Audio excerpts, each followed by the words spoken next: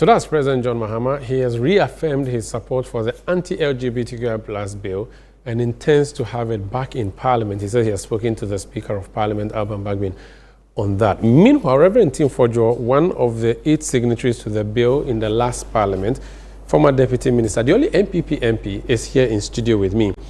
Reverend, I don't know what you make of the President's call. I don't know whether it's preempting what you have done. Have you already laid yours, or you've now submitted it waiting for approval? Yeah, so I disagree with the preamble you laid that the President has emphasized his support for the Family Values Bill, the Human Sexual Rights and Family Values Bill.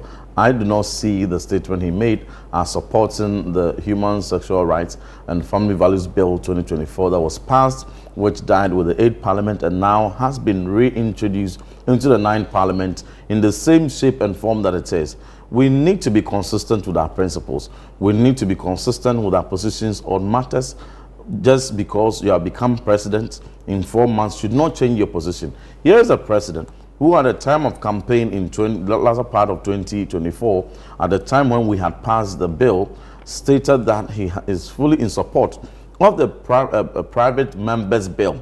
That is to serve the purpose of protecting our tradition, our culture, our values and beliefs on gender and marriage and such matters of LGBT practices. And so at that time, if the President in principle has stated that, no, I do not support this family values bill because it is not a state-sponsored bill, and so on that basis it is deficient and it would not serve the purpose, then today I will agree with him when he says that I want to rather introduce a government-sponsored bill which will be effective. But now, at the time that he made the statement, we have already introduced the same bill he supported in opposition. Nothing has changed. So he will have to support this bill when it is passed. The same promise he kept, that he gave, that he was going to sign or assent to this bill with alacrity if he were president. Ghanaians expect that he would, with that same commitment, assent to the bill when it is passed. And then if thereafter, if all the 20 sections in the bill, he thinks that there are some other areas he finds extra legislation to address, or he even wants stricter sanctions, or he wants more robust legislative framework, for which, in addition to what has been provided for in the Human Sexual Rights and Family Values Bill, he intends to bring another legislation to augment, that is well in place.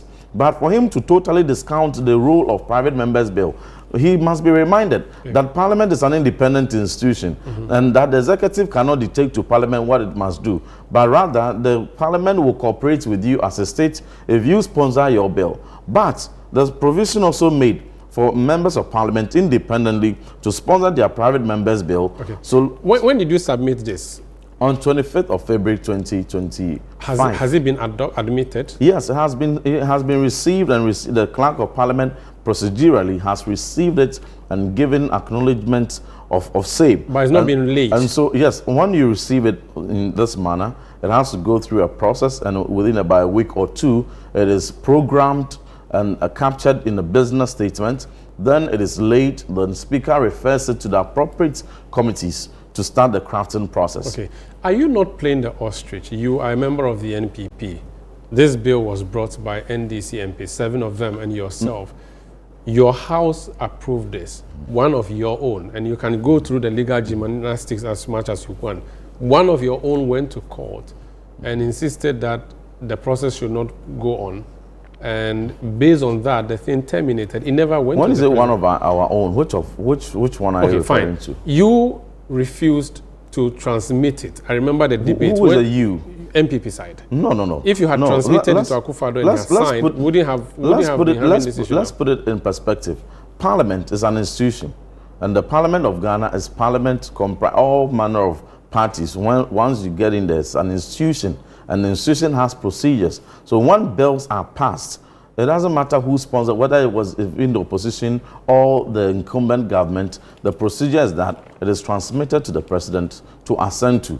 This bill has survived a plethora or many legal battles, was bombarded with many legal battles right from its formative stage, right at the consultation level, right at first reading, and even when it was finally passed, challenging its transmittance to the President. However, the bill survived, And be that as it may, at the time that it survived, the parliament, the 8th parliament, had expired.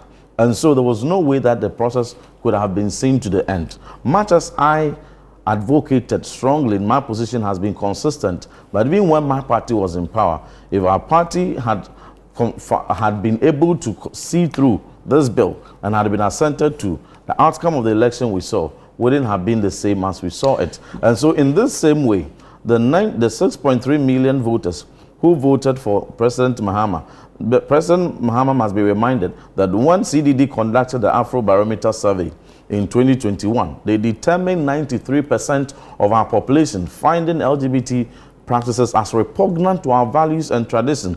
And the same people are still in the country. And so he determined that if he were the president, he would have assented to it and would have had the chance to ratify it even before the expiration of the 8th parliament. Now, he has the benefits of being the president at the time when this bill has gone through all the stages of calls of competent justice, even to the Supreme Court, and it has been given a clearance to yes, that is not affronting any part. So now, it is not expected that the bill will face much legal challenges and battles. My question to you before we go. We will pass it. When we pass it, we will wait for his response. If he rejects it, then Ghanaians will have a response. You saw that the bill was a trap, an economic trap, and so you conveniently found a way to not sign it. No, why are you pushing this government into that same trap? This bill is not an economic trap. Are you sure? It is the aspiration of the overwhelming majority of Ghanaians who hold dear our tradition of the binary nature of gender,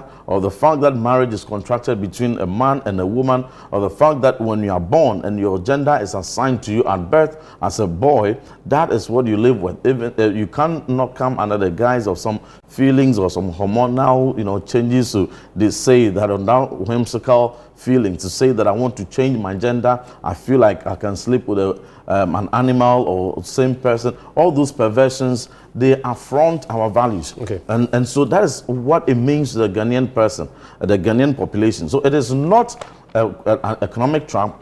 It is the aspiration of the overwhelming majority of Ghanaians who hold their tradition beliefs. Yeah. The imams, our clergy, our chiefs, they've all been very much supportive of this bill. And therefore, any president that jokes with this bill is joking with the fortunes of their party. Thank you so much for joining us on CNR. That's thank you very much for your time. Reverend Ntim Fordjour. He's a former Deputy Minister for Education. He's currently the NPP Member of Parliament for Asin South in the Central Region.